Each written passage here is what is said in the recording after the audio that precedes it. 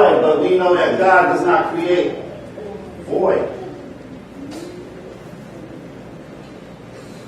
And darkness was upon the face of the deep, and the Spirit of God moved upon the face of the waters.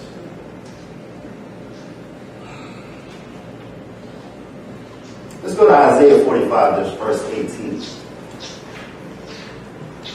You're probably wondering, why am I harping on void and junk? It says, "For thus said the Lord that created" what? The heavens. God himself that what? Formed the earth and made it. He has established it. He created it not how? He formed it to be what? Inhabited. Go back to Genesis 1, verse 2. Verse 1 and Genesis 1, verse 1 and 2. In the beginning, God created the heaven and earth. And earth was without form and void. It was inhabitable. We could not live there. But he created the heaven and the earth so that we could live there. Something happened. Darkness. In other words, this was the time when God created and said, I am going to create a world where my children could dwell. And Satan, as we already know, you can check it out for yourself, Ezekiel 28, Isaiah 14. You can write this down for your note takers. Ezekiel 28, Isaiah 14. I'm not sure what chapter of Revelation, but it was spoken there too. That Satan rebelled and God sent him somewhere. Guess where he sent him? To earth. But we're supposed to have dominion over the earth.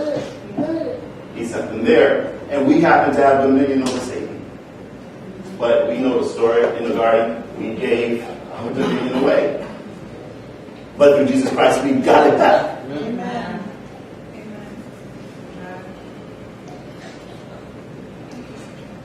Satan and his demons were cast down to earth. And they caused the waste. They caused the void. They caused the darkness. Because in the beginning, God created heaven and earth. Further proof. Let's go on. You'll see what I say. Verse 3. And God said, let there be light, right? You know what he's doing at this point? He's actually correcting what Satan caused. You're going to see more proof in this. Let's go to verse 6. And God said, let there be firmament. Verse 9. And God said, let the waters upon the heaven be gathered together unto one place. Verse 11. And God said, I don't know if you caught this yet, because he's saying things, right? God said. Amen. God said. Keep that. God said. Verse 14. And God said.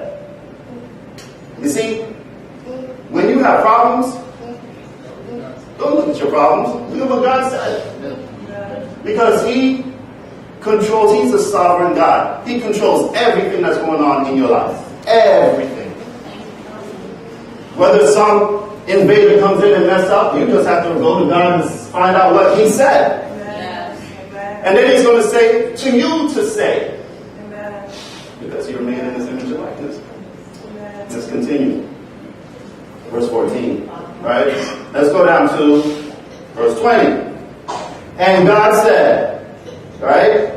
Verse 24. And God said, remember, everything was already made. He created heaven, He created earth. Satan comes to try to disrupt. God says. Amen? Amen. Okay.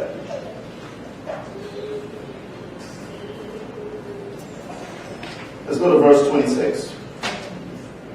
This This is the most important God said at this point.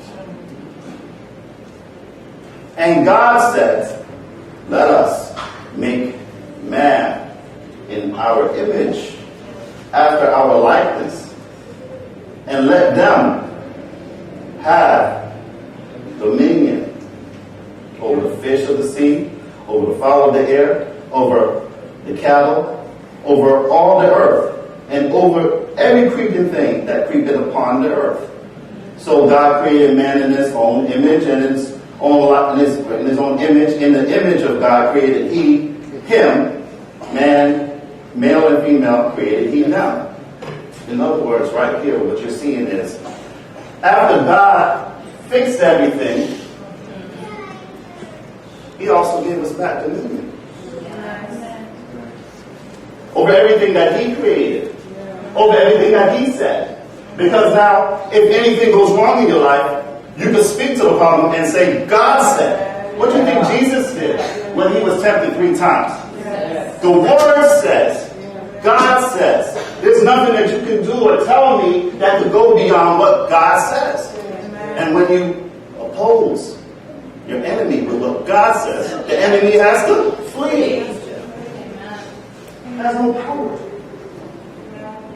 No power.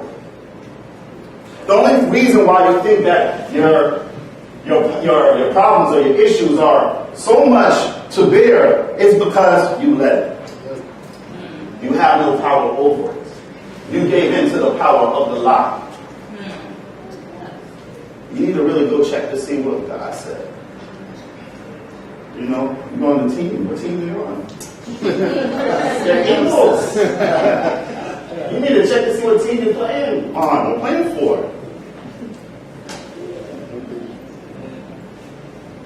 Where everybody has this number. Come on. 3. Everybody has that number.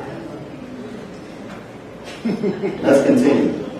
And God blessed them, and God said unto them, watch this, be fruitful and multiply, and what? Why? Why? Why are we replenishing something God created for the first time? No, actually the second time. Replenish. Why? How that word got in there?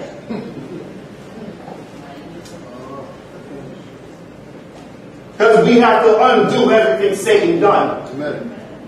Because he gave us the power and authority over everything that he created. So whatever Satan said, God said. And we replenish the earth.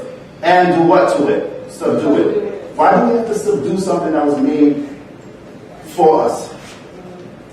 It was made for us, but it was taken from us. So then God said, and he said, now you have the power of saying, because I created you, just like me, to do the things I do. Now subdue it. Replenish it. Because I am a replenishing God. Amen. So are you, replenishing children by the tongue.